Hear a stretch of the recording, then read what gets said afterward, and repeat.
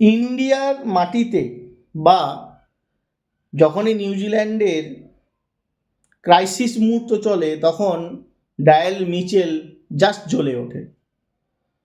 ভারতের সিরিজে একাই শাসন করে গেল ইন্ডিয়ার উপরে, কেউ পাত্তা পেল না, কেউ সিঙ্গেল, মানে কোনোভাবেই মিচেলের খেলা দেখে কোনোভাবে কোনো মুহূর্তে মনে হয়নি মিচেল ইন্ডিয়ার মাটিতে কোনোভাবে মানে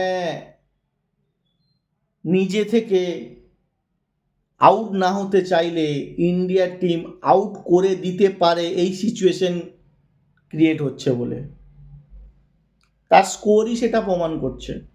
ফার্স্ট ওডিআইতে 87 রান, সেকেন্ড ওডিআইতে 131, আর থার্ড ওডিআইতে তো জাস্ট চিন্তা ভাবনার বাইরে 137 রান, সেটাও আবার যখন টপ অর্ডারে দুটো ব্যাটসম্যান পরপর আউট হওয়ার পরে গ্র্যান্ট ফিলিপস আর ডায়ান মিচেল ইন্ডিয়ার টিম থেকে আস্তে আস্তে সিঙ্গেল 4-6 ইনিংস বিল্ড আপ করে ইন্ডিয়ার কাছ থেকে পুরো ম্যাচটা বের করে নিয়ে চলে গেল।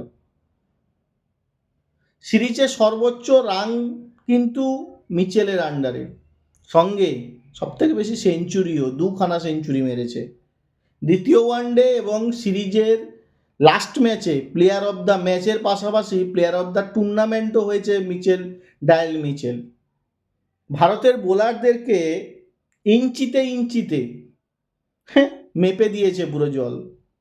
কেউই কোনো মুহূর্তে ডায়েল মিচেলকে কোনোভাবে ট্রাভেলে ফেলতে পারেনি। তবে কি জসপ্রীত বুমরার অবর্তমানে ইন্ডিয়ার বোলিং লাইন আপ অনেকটা দুর্বল, নাকি ডায়েন মিচেলের ট্যালেন্ট টেকনিকের কাছে ইন্ডিয়ার বোলাররা কোনো পাত্তাই পেল না?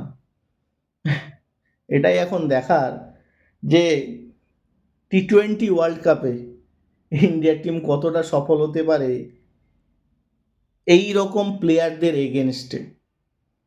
তোমাদের কি মনে হয়, ডায়েল মিচেল কি একাই নিউজিল্যান্ডের জন্য যথেষ্ট ছিল, নাকি ইন্ডিয়ার ফিল্ডিং, ব্যাটিং, বোলিং তিনটেই বাজে ছিল?